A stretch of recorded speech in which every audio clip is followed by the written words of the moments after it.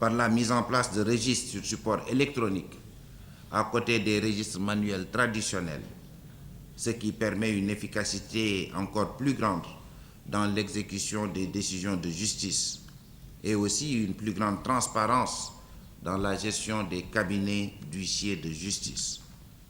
Mesdames, Messieurs, comme en 1996, votre rencontre d'aujourd'hui marquera, j'en suis convaincu, un tournant décisif dans l'évolution de votre profession. En effet, le thème de vos discussions traduit la volonté d'ancrer votre profession au cœur de nos préoccupations. Son importance et son actualité rendent compte de sa pertinence. L'harmonisation des législations nationales, facteur de sécurité économique, est en effet au cœur de notre politique économique et sociale déclinée à travers le plan Sénégal émergent. Un des volets essentiels de ce plan est constitué par l'obligation de mettre en place un environnement juridique et judiciaire propice à l'investissement. Or, cette ambition est tributaire d'un environnement régional qui n'est pas au plan normatif suffisamment harmonisé, malgré les avancées notoires enregistrées ces dernières années à travers nos organes et nos organismes d'intégration respectifs, je pense à l'UEMOA. En effet, dans de nombreux domaines, les législations nationales sont encore disparates et même par moments contradictoires. Dans la région ouest africaine, cette politique d'harmonisation est réelle dans plusieurs domaines, notamment en matière douanière avec l'union douanière et un tarif extérieur commun, en matière fiscale, mais également en matière d'assurance.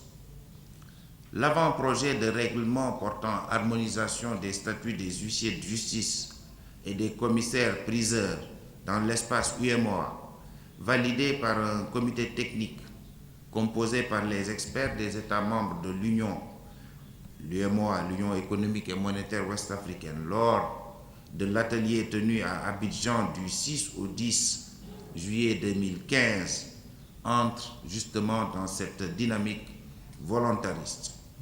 L'initiative est à saluer. Mesdames, Messieurs, vous mesurez ainsi l'intérêt tout particulier que les hautes autorités du Sénégal et au-delà, celles des États africains, portent aux conclusions de vos assises. Les recommandations issues de vos échanges seront une contribution importante au processus en cours d'harmonisation normative au sein de nos espaces régionaux respectifs. En souhaitant plein succès à vos travaux, au nom du président de la République du Sénégal, son Excellence Macky Sall, je déclare ouvertes les 4e rencontres Europe-Afrique des huissiers de justice et je vous remercie de votre bienveillante attention. Merci.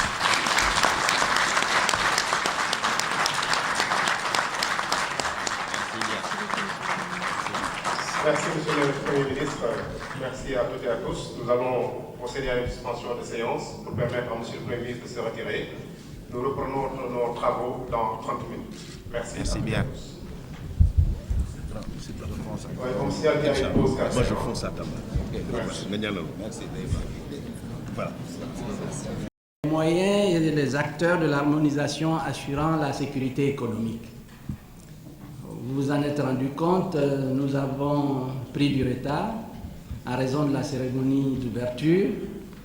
Nous ferons en sorte de pouvoir être dans les temps, autant que faire se peut. Je ne vais pas donc tarder à passer la parole aux intervenants. Je voudrais juste présenter ces personnalités qui nous accompagnent depuis toujours au niveau de l'Union internationale. Je ne le fais pas dans l'ordre protocolaire, mais dans l'ordre des interventions, et fort heureusement. La première intervenante est une dame, Nathalie Frissero, professeure à l'Université de Nice, qui n'est plus à présenter, Ceux qui ont pu, à l'entrée, regarder les ouvrages à disposition, ont pu se rendre compte que nous avons produit le Code mondial de l'exécution et la cheville ouvrière, c'est bien Nathalie Frissero que je vous demande d'accueillir.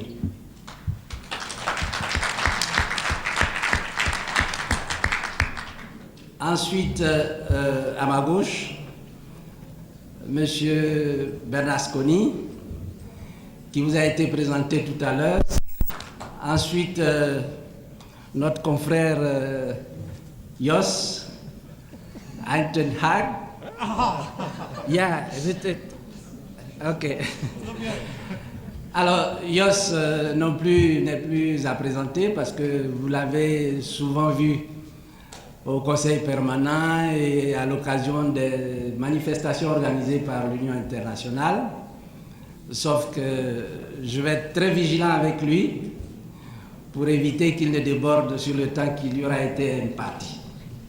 Voilà, mesdames et messieurs, je voudrais donc laisser la parole. J'avais prévu quelques propos liminaires, mais compte tenu du temps, je voudrais laisser la parole à Nathalie pour vous présenter le Code mondial, parce que nous sommes résolument tournés au niveau de l'Union internationale vers l'harmonisation, après un travail énorme qui a été fait depuis plus d'une décennie. Aujourd'hui, nous voyons poindre les fruits de ce travail qui a été abattu. Et je crois que, à tout seigneur, tout honneur, commençons par ce qui va être le fleuron des travaux des huissiers de justice, le Code mondial de l'exécution. Merci. Excellence, Monsieur le Premier ministre a rappelé l'importance du système juridique et du système d'exécution dans le développement économique du Sénégal, mais également, bien sûr, du monde entier. Alors, je voudrais aujourd'hui montrer les liens qu'il y a entre le Code mondial, la sécurité économique, la croissance partagée et, bien sûr, tout cela grâce à l'harmonisation des standards communs. Alors, je vais développer ces liens évidents en répondant à deux questions.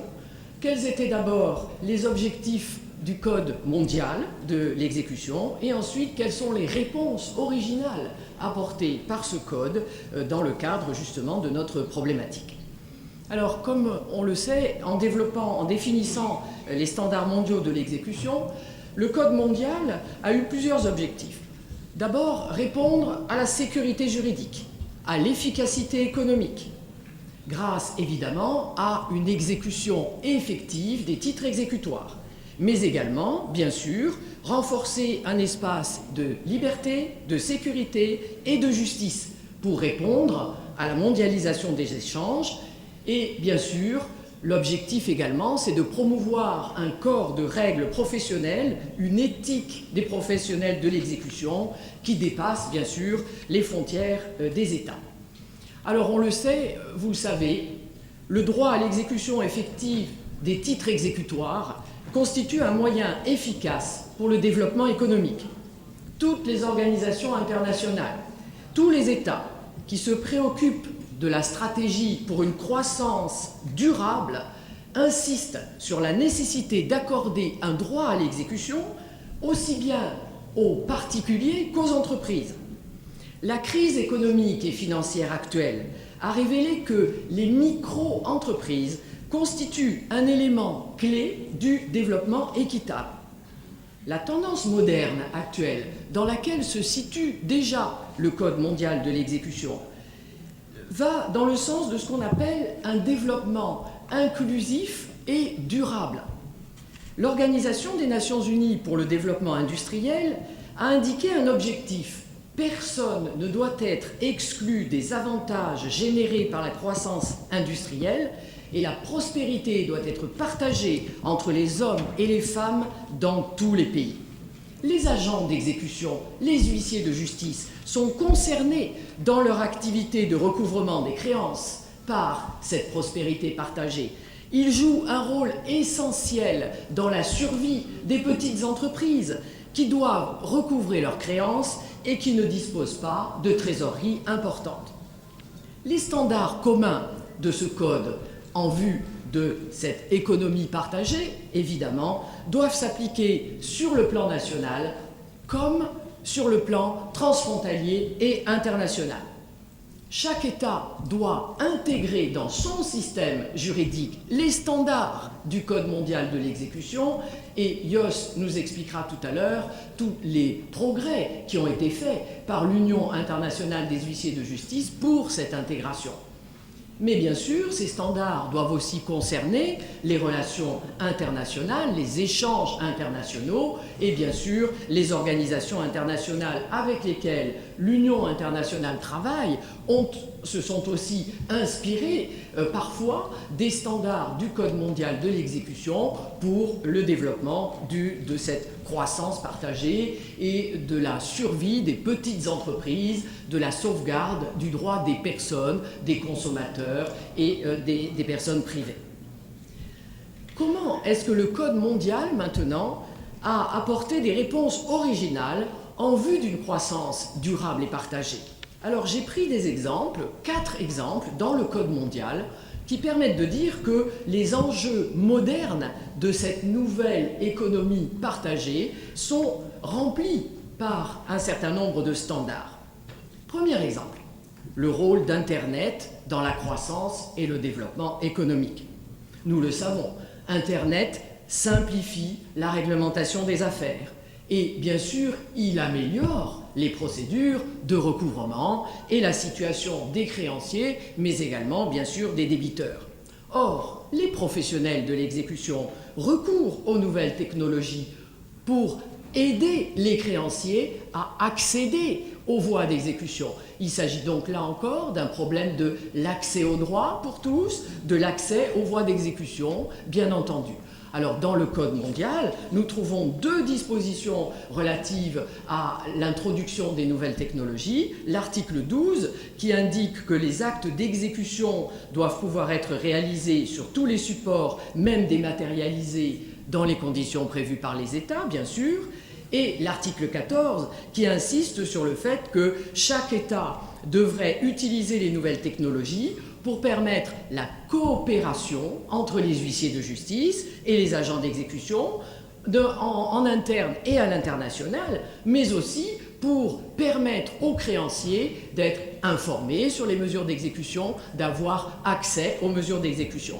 Nous le savons tous, et le rapport de la Banque mondiale de 2016 insiste sur cet aspect. Les nouvelles technologies doivent être développées, mais tous les membres, toutes les personnes dans le monde n'ont pas accès aux nouvelles technologies.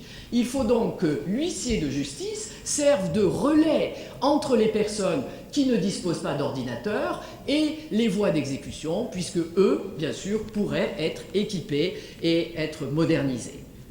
Le deuxième exemple, c'est bien sûr la sécurité juridique qui est apportée par le monopole de l'exécution confié à des professionnels, à des agents d'exécution.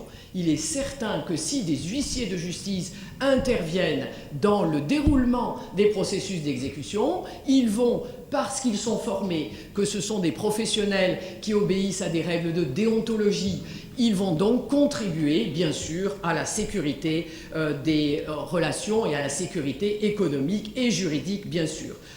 On insistera sur le fait que le rapport sur l'exécution dans les pays africains d'avril 2016, dont on va parler tout à l'heure, démontre que dans la plupart des pays d'Afrique, l'exécution des décisions de justice est une activité monopolistique de l'huissier de justice. Ce qui est bien sûr un facteur de sécurité, et on retrouve la même chose bien sûr dans les pays. Un quatrième exemple qui est toujours donné par le Code mondial et par les enjeux modernes, c'est faciliter la résolution des petits litiges.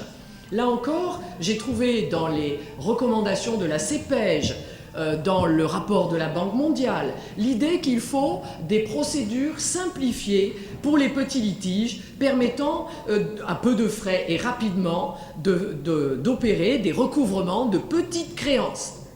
Alors dans le Code mondial, on trouve cela dans l'article 21, les activités accessoires, où il est indiqué que les États doivent offrir aux huissiers de justice le pouvoir de procéder au recouvrement amiable des créances selon des procédures simplifiées, bien sûr, mais toujours sécurisées et égalitaires. Voilà 4 exemples dans lesquels on constate que le Code mondial répond aux nouveaux enjeux économiques et que le droit à une exécution effective des titres exécutoires est bien sûr un facteur de développement d'une économie sociale dans le monde, à condition qu'il soit mis en œuvre par des huissiers de justice, par des professionnels qui obéissent bien sûr aux standards communs de l'exécution, aux standards mondiaux.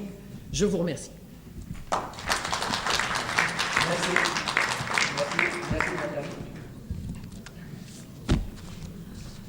At least I will try to do it in a few words, to say something on how do we implement the provisions from the World Code on enforcement, very concrete in certain countries. And then especially we are focusing on countries where they are in certain legal reform processes.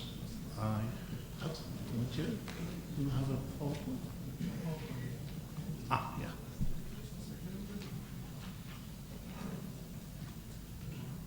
So,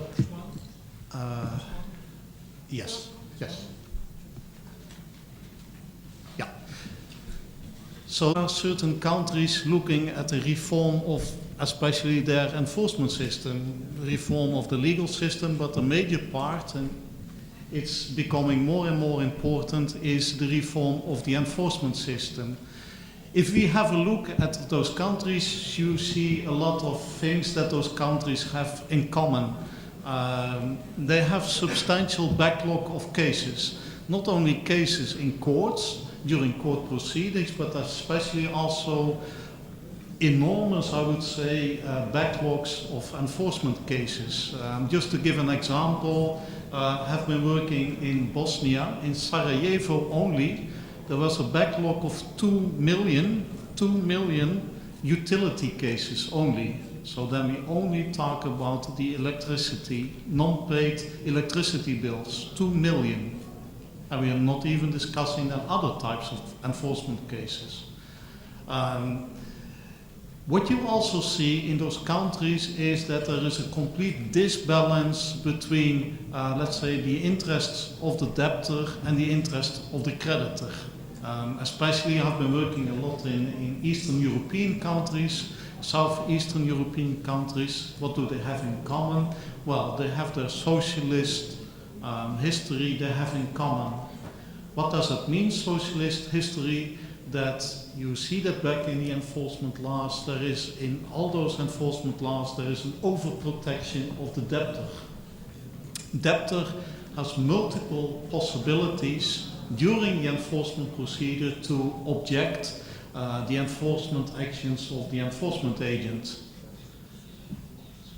Of course he's entitled, the debtor is entitled to object during an enforcement proceedings, but such objection possibilities should not be misused and should not be used only to delay the enforcement proceedings. There you see the existence of a disbalance. What happens is that the debtor, by misusing these possibilities, can delay enforcement for years, many years. An example, I have been working in a country before they became EU member, Croatia, where, and we talk about 10 years ago, Croatia, only with regard to the enforcement of immovables, they had more than 20 possibilities of the attachment procedure on immovables, 20 possibilities of the debtor to object to the different steps. So in practice this means a delay of between 5, 6, 7 years. What did it mean in practice is that no enforcement agent was actually using the method of attachment on immovables because they will already know in advance that the debtor would start frustrating the enforcement. As a result of that, you see that there is a culture of non-payment. think it's the same as speed violations.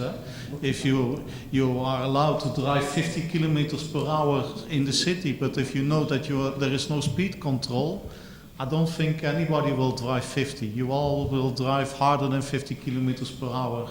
Well, it's the same with regard to enforcement. Knowing that it takes a lot of time before you actually start the enforcement, knowing the possibilities of delay, why should I pay? What is the risk in an enforcement proceedings? So I should not pay. So you see a culture of non-payment. Well, I already mentioned the high number of legal remedies, objections. What you also see, and it can be a good system, but you also see that in most of those countries enforcement was organized by the courts. And there again you had a problem.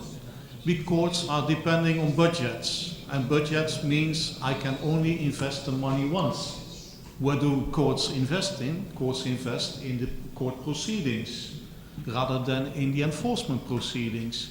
So, chers amis et participants, je sais qu'on est pressé par le temps, mais je tiens néanmoins à prendre une minute pour dire combien la conférence de La Haye est sensible d'avoir été invité une fois de plus par l'Union à un événement d'une telle envergure. C'est toujours avec beaucoup de plaisir, bien évidemment, que nous répondons à ces invitations. Plaisir aussi de retrouver autant d'amis ici autour de la table. Plaisir d'être de retour sur le sol africain pour ces 4e rencontres. Et plaisir plus particulièrement aussi d'être de retour au Sénégal après une longue période d'absence. Quel est le monde d'aujourd'hui?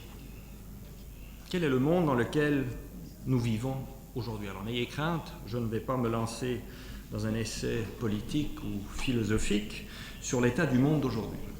Je me contenterai de rappeler une simple évidence, d'aucuns diraient une banalité. Le monde d'aujourd'hui, c'est un grand village. Les personnes se déplacent et voyagent au-delà des frontières, se marient plus fréquemment que par le passé avec des partenaires d'une autre nationalité, s'établissent de plus en plus souvent dans un autre pays. Un monde aussi où les opérateurs commerciaux souvent ne se limitent plus aux seules transactions purement nationales, mais concluent des affaires, des transactions internationales. Bref, un monde aussi dans lequel le commerce international et les investissements directs étrangers sont d'une importance parfaitement capitale. Mais lorsqu'il y a mariage international, divorce international, demande de paiement d'aliments présentés contre un débiteur à l'étranger, lorsqu'il y a contrat commercial international qui donne lieu à un litige par rapport à la qualité de la marchandise livrée ou par rapport au prix à payer, lorsqu'il y a une procédure civile internationale, tiens, une notification ou une signification à exécuter contre un défendeur à l'étranger, eh bien, dans tous ces cas, il y a tout de suite une série de questions qui se posent. Quel tribunal est compétent pour entendre un litige dans ces cas? Quelle loi s'applique? Comment faire pour faire reconnaître et exécuter un jugement étranger dans un autre pays? Y a-t-il des moyens de coopération entre États en place qui permettraient de surmonter les défis qui peuvent se poser dans un cadre international, par exemple dans le cadre d'une procédure civile internationale, des moyens qui permettraient de faciliter et d'accélérer ces procédures?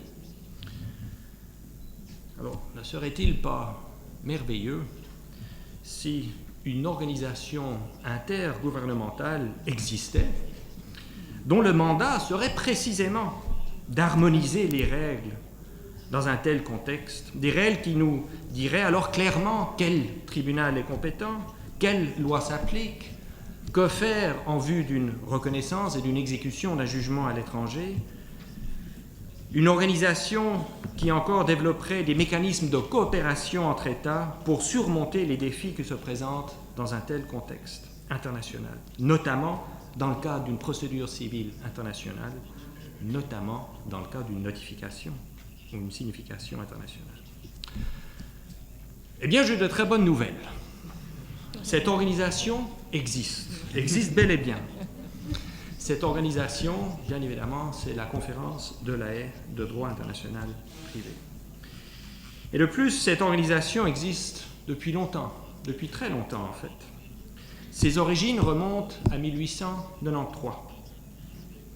Son mandat, selon l'article 1er de son statut, c'est précisément de travailler, et je cite, à l'unification progressive de ces règles de droit international privé. Donc précisément de ces règles qui vous indiquent quel tribunal est compétent, quelle loi s'applique, que faire en vue d'une reconnaissance, d'exécution d'un jugement et en vue de développer ces moyens de mécanismes de coopération. Comment nous le faisons? Par l'adoption de ces fameuses conventions de La Haye. Il y en a en gros une quarantaine, n'ayez crainte, la moitié vous pouvez en gros les oublier parce qu'elles sont désuètes, vieilles, ont été remplacées par d'autres conventions plus modernes, mais je dirais qu'il y a une bonne douzaine, entre 12 et 15 conventions qui vraiment comptent, des conventions qui sont largement ratifiées, très largement appliquées à travers le monde, des conventions aussi que certains appellent des world laws, des lois mondiales, tellement elles sont importantes, tellement elles ont été ratifiées, tellement elles sont appliquées sur une base régulière et quotidienne. Que ça soit dans le domaine de la protection des enfants, du droit commercial et financier international,